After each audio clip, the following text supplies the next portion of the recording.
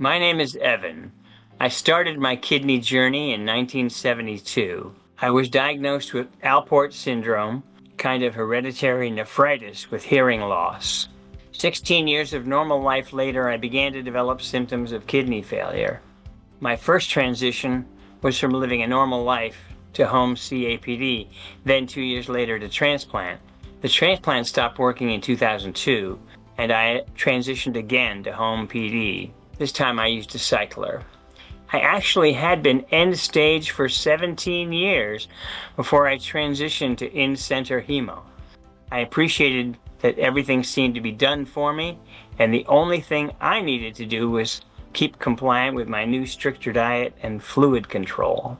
I did nocturnal from 2010 to 2024, and then I started using a next stage machine for home hemo in the fall of 2024. I began my advocacy early on when I was in center. People in the waiting room had lots of questions, and I had answers because of my years of experience. So I started a support group with the assistance of the social worker at my unit, and we've been going every month since September 2006.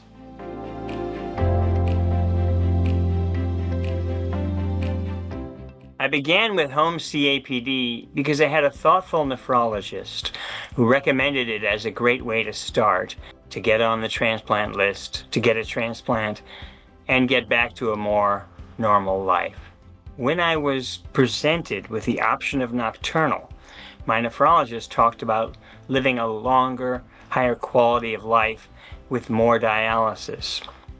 I was the first patient to volunteer. I was very satisfied with my quality of life when doing nocturnal, and I noticed a reduction in that quality when doing in-center for shorter treatments.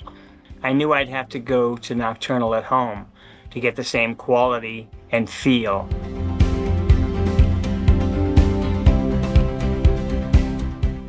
The main things I noticed were the simplicity compared to PD. You show up, they connect you up, and you run your time. There are social chats between patients before, during, and after treatment, and that's pleasant. You get to know your neighbors in their chairs. The treatments are less frequent, so people want to spend less time on the treatment. But it's a false advantage since more treatment is always a better mimic of actual kidneys.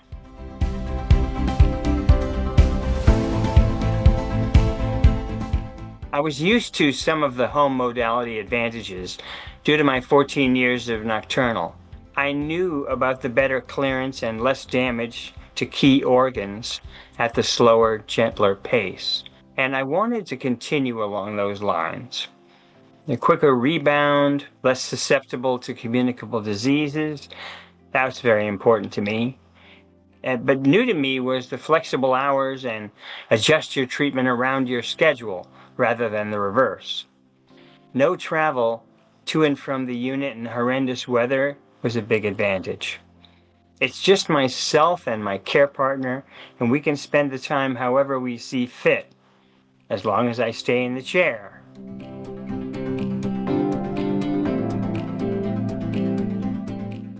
I used to hear other patients' doctors discourage more fragile and less capable or assertive patients from trying home modalities. Lately, that is rarer, but it still happens sometimes. Even patients who have trouble with daily life tasks can be successful at home with a competent care partner. If a patient is excluded from the conversation, they will not know about alternatives that may suit them better than in-center.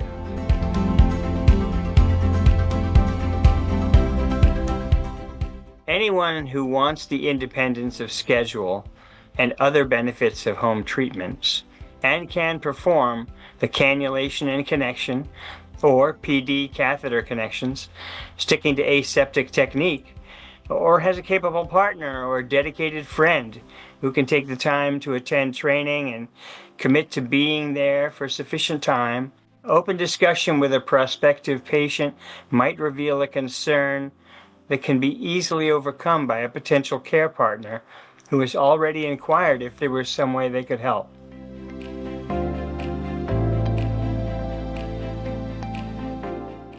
Provide realistic expectations about supply storage needs, electrical and water requirements, and the treatment time commitment.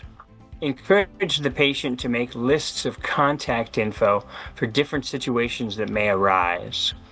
Prospective patients also need to start with the knowledge that home treatments require an attention to detail that is not necessary for in-center treatments. It's important that the patient work with the social worker well ahead of making the decision to go home, so that they feel confident that they are mentally and emotionally comfortable with the expected tasks and occasional surprises that home modalities will demand of them. Providers are like other folks, and change is a fundamental challenge for everyone. A lot of patients who are hesitant would be interested in home modalities if they were aware of the benefits and their concerns about the transition were addressed. Get the conversation started and see where it leads.